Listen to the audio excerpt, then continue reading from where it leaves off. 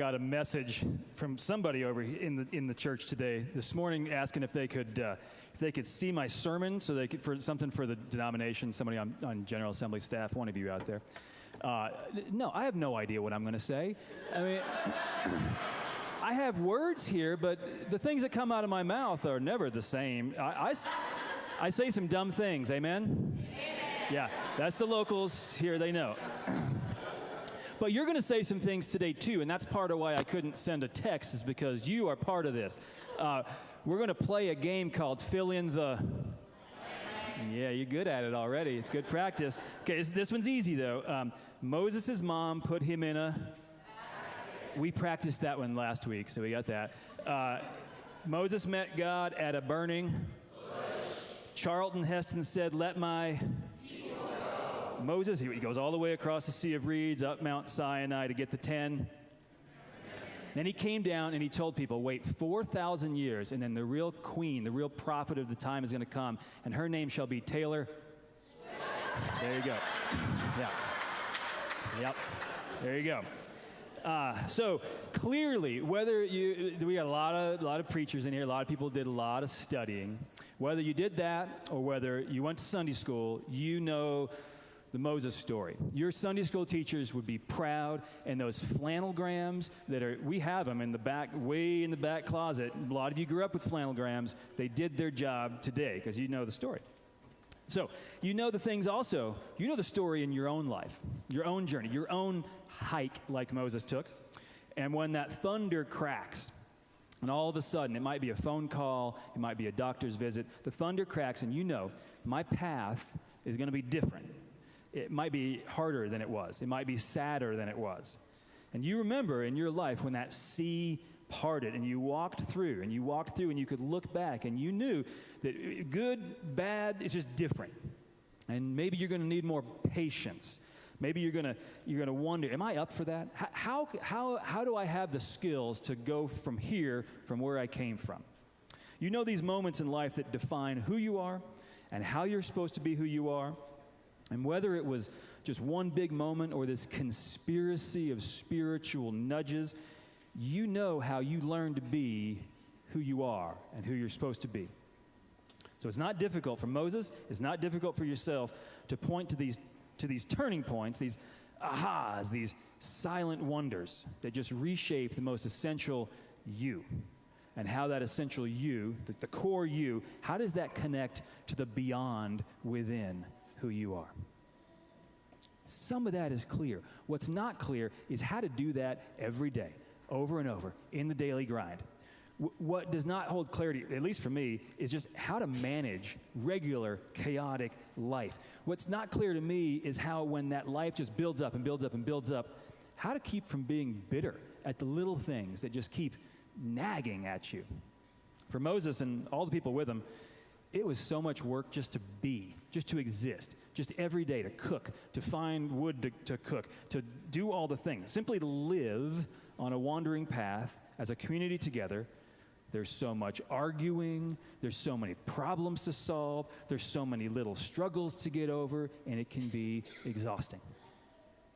Now, I heard a beautiful sermon years ago. Some of you may have been at this next conference. A preacher, he said that rarely do leaders give up because of just one big problem. Typically, leaders kind of step away when they are pecked to death by ducks. It's just the little nibblings that get you over a long time. And it's the same in my life. Some of you may agree. It's the regular stuff that just builds up over and over and over and over. And there's plenty of heavy. So we all have our heavy stories. Health crisis, a job loss, a parent struggle, whatever it is. But mostly I get ground down. Let me tell you about my week. Monday, my stupid lawn service, their bug service. It wasn't even lawn. It was the bug people. It took 5 phone calls to get my bill correct and get them on the right schedule because I've got carpenter ants, and they're annoying, and they're just gnawing at the wood. And at the meantime, while I'm trying to do that, my internet goes out. There's demons in the technology all the time. That would have been fine, but on like Monday, I don't even still know what the schedule is for General Assembly committees, right? Yeah, she's raising her hand. Yeah, so that's driving me nuts. And as I had this one reprieve, because like Wednesday night I get to go out with a friend and drink some beer, and then a text comes in, no, he can't do it, he's got to do something else. So my fun thing, that's gone from the time. And meanwhile, the flat tire light comes on. It wasn't flat, it's just like flat tire light is on, and one light can get you. And I'm out of my favorite chips, and the whole world is against me, and God must hate me, so I'm going to go home. I'm going to sit on the couch of despair with the ice cream of anguish, and I'm going to binge watch Ted Lasso, because I know that there's only one thing in the world that's reliable and wholesome in a chaotic world of fanged ducks. Anyone ever get sick of that stuff? You're fill in the blank with your own stuff. I don't have kids. You must have so much more stuff. And to tell the truth, it's not my go-to to go back and like watch Ted Lasso and just have ice cream.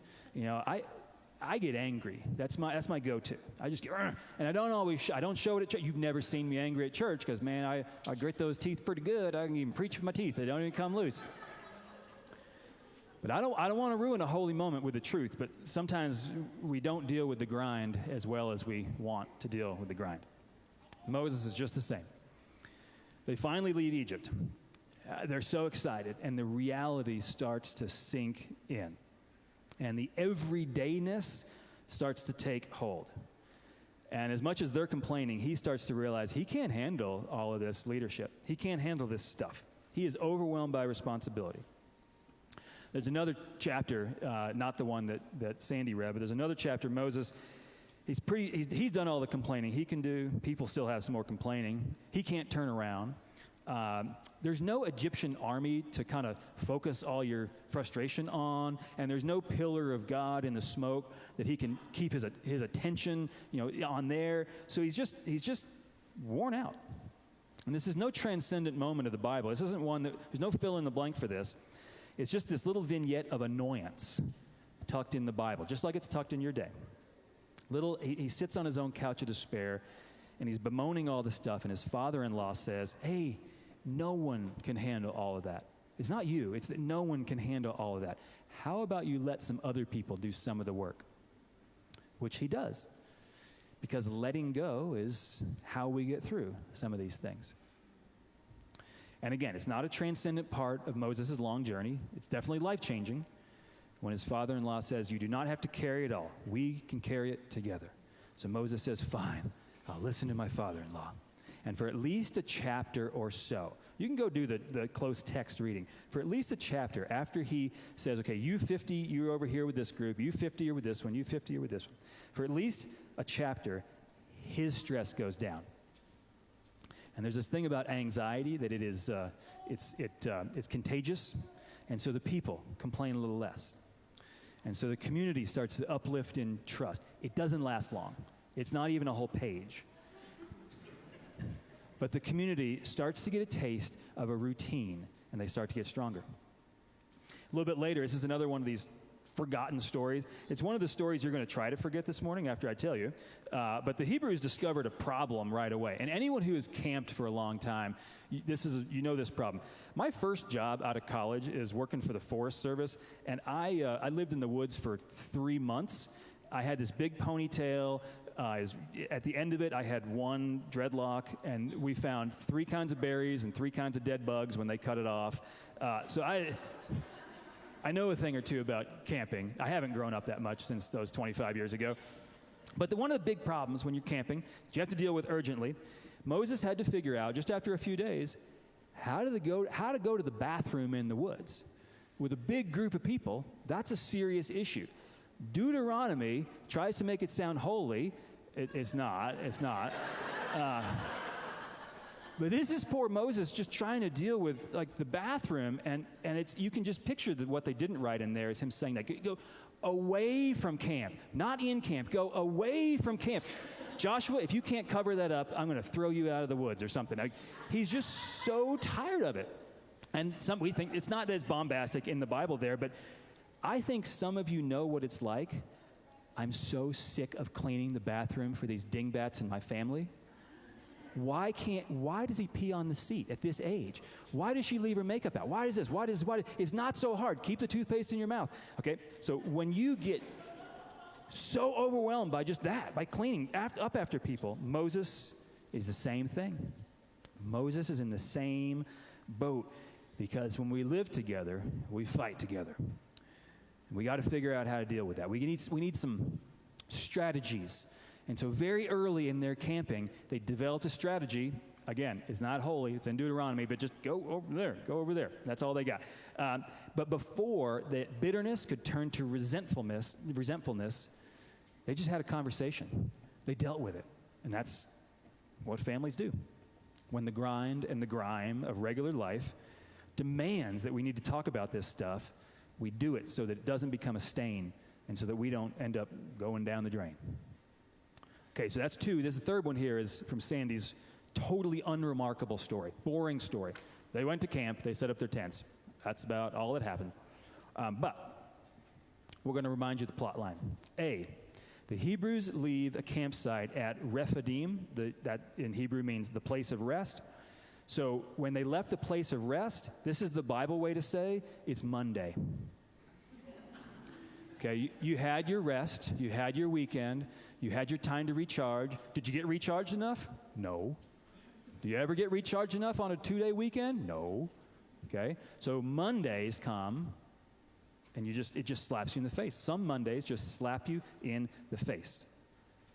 So they're setting up on Monday on this never-ending to-do list.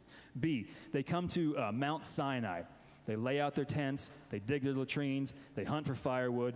They do a lot of chores. That's what you do when you set up camp. You're just busy work. C, Moses walks nervously up the mountain to have a heart-to-heart with God. And he has a heart-to-heart with God because this camping trip is not going well. For every problem they solve, 2 more problems pop up. For every time that they feel like, oh yeah, I remember that God is the one who saved our butts back then they come into self-centeredness and doubt. And maybe it's a stretch, but I think Moses didn't want to go on this trip. It's not hard for him to want to turn around, for him to want to give up. The difference here, though, is every other time that Moses goes and talks to God face to face, Moses says, can you fix it? I need help. I can't do this. And this time he says, nothing. He's exhausted. The complaints have worn out. The tears have run dry. In his heart, it's just not working. I think this was a mistake. I don't know what to do next. Something has to change or else.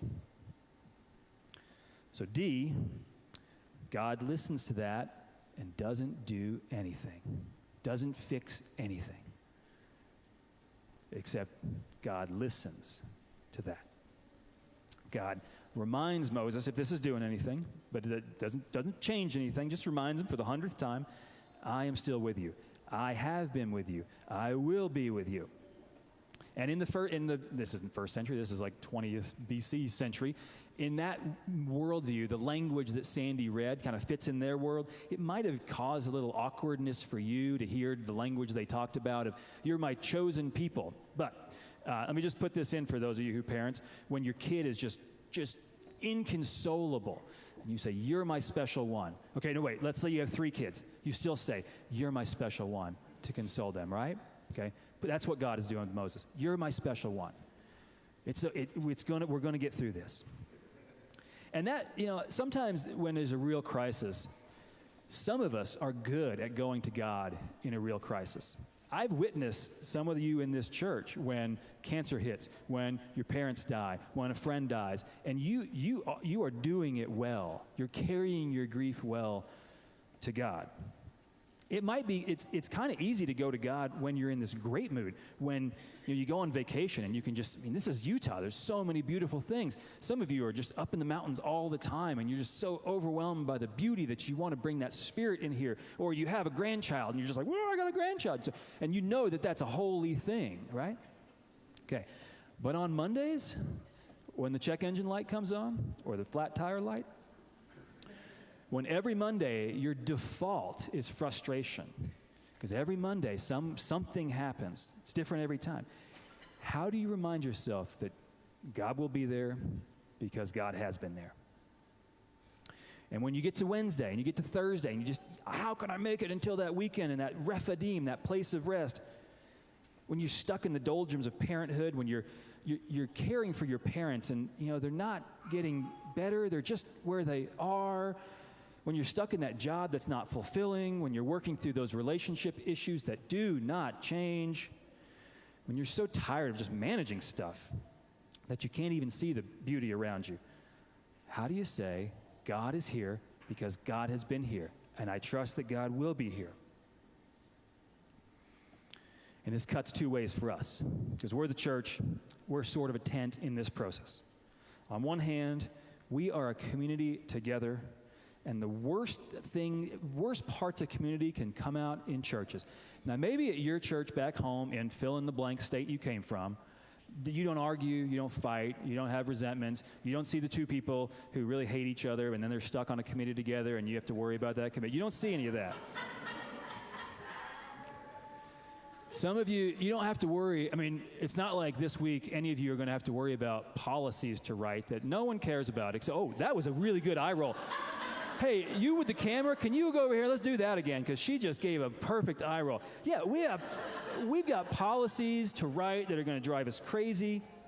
Just being church together just is so exhausting, and it can, if you let it, it can add to that frustration.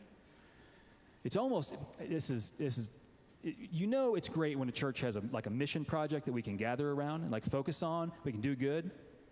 This is going to sound blasphemous, but sometimes a hurting church, to be able to grieve together, is really healing also. When we have something that hurts and we can come together and support one person, yeah? Because it's a lot better to do that than to complain about what music people like, or volunteers didn't show up, or why are the kids not coming again, or just being people under a tent, a long journey, a lot of work. But the other side of this coin, church can be such a tangible reminder that wherever you go, you have your tent. You have your God with you. It can be such a tangible reminder that you are invited back to peace. Well, no matter what the grinding takes out of you. This can be a tent, whether it's the people who opt in to a small community and sing together and know each other's stuff, or if it's this big structures that are trying to build hope into the world. This can be a tent where your questions matter, where you have somewhere to belong, where your routines of prayer and praise can be in a groove rather than a rut. This can be a tent through the busyness of real life. Now, this is not God. Do not ever confuse the forest for the trees. But this, all the thises that you carry with you, can be such a clear reminder that God follows you. That's my prayer today, and may we build this house of God together in song.